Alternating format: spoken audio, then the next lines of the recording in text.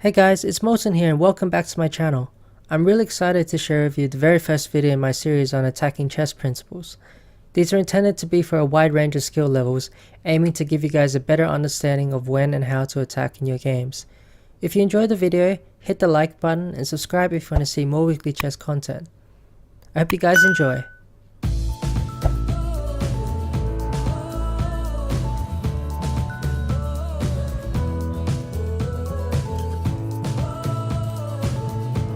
So the game I want to show you guys today was a 15 move online game, but I felt it demonstrates some principles you can apply to your own attacking games. So it started out with 1 e4 c5, the Sicilian defense, knight c3 a6, knight f3 e6, and here white chose to go for d4, and after exchange of pawns we enter into what is known as the open Sicilian, characterized by the exchange of the c and d pawn. My opponent played queen c7, opting for the Khan variation of the Sicilian. This is one of the very first Sicilians I ever learned as black, and I would highly recommend it for anyone who's looking for something easy to start out in the Sicilian defense but doesn't want to go into all the complications of lines such as the Najdorf or the Sicilian dragon. The game continued bishop e2. The bishop can also develop to d3, which is also a very popular square. b5 castles, bishop b7. The thing I want you to take notice of this game is that when you're developing your pieces, try to do so to active squares and try to keep an eye on possible lines of attack in the position. A common mistake I often see with lower rated players when they're attacking is that they try and force matters. They play a sacrifice or a forcing variation and then wonder why the tactics never favor them. Instead, I want you to focus on setting up your pieces on good active squares, and then you'll find that when the tactics actually do take place, they'll be more in your favor. Here I chose to play the move rook e1, keeping an eye on the e4 pawn, and also eyeing up some tactics along the e file against the king. It looks like there's 3 pieces in the way and there's no possible tactics, but we'll see how this subtle move can come into effect later on. Here, for example, I'm also not worried about black playing the move b4, since after knight a4, if black tries to take the pawn, I feel that we have more than enough compensation here since black is still lagging behind in development on the king side, and a move such as bishop f3 or even just bishop f1 will give us enough compensation.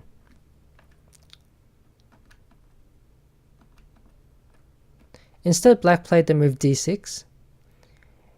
And here, we could move the bishop. Probably the best move in this position is to play bishop g4, threatening possible sacrifices on the e6 square.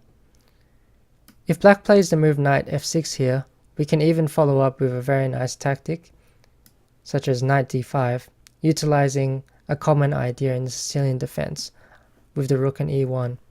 For example, here if black takes it, we can take back with the e-pawn, opening up the e-file. Black can't block since knight f5 is winning in this position. Therefore, he'd have to move his king, and then we can continue with a move such as bishop g5, applying more pressure. And even though we're a full piece down, with the black king on such a bad square and black having such trouble developing his pieces, white has very, very good compensation, if not a better position already.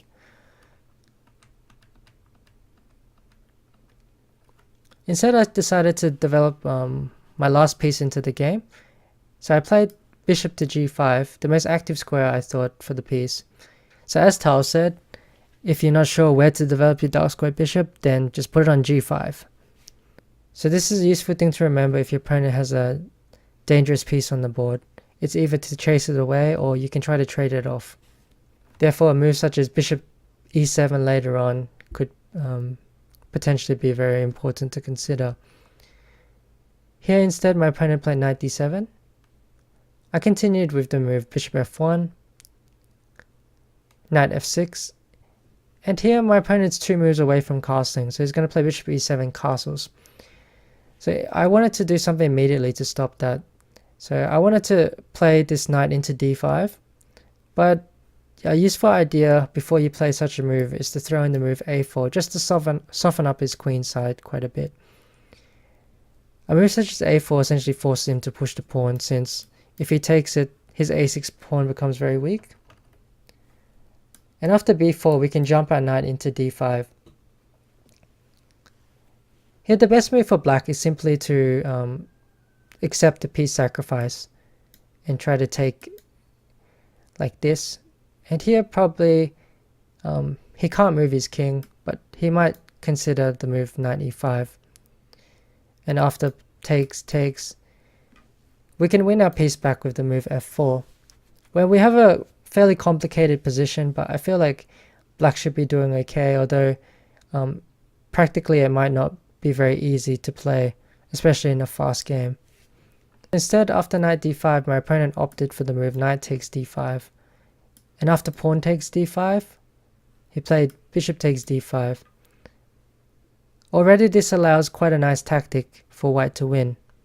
I'll give you a few seconds to try and work this out. Okay, if you found the move knight b5 here, congratulations. It's the best move and it's winning straight up. For example, we're attacking the queen, and if black decides to take the knight, we can play the move queen takes d5, utilizing this pin along the e file and attacking his rook. If the rook tries to move, then we have a very beautiful win in this position, and it starts with the move rook takes e6, pawn takes, queen takes, forcing checkmate after bishop e7, queen takes e7. Instead, black played the move queen b7, and here we could play knight c7 and force the same variation again, but instead we have a much nicer win, and it starts with queen takes d5. After this move, black played queen takes d5, but this allowed a very nice finish to the game, knight c7, checkmate. And now we can see that the bishop on g5 and rook on e1 all become major parts of the attack. Okay, so the takeaway from this video is I want you guys to focus on putting your pieces on good active squares, so when the attack happens or the tactics do take place, they'll be much more in your favor. Okay, I hope you enjoyed this video, and I'll catch you guys in the next video in the series. Later.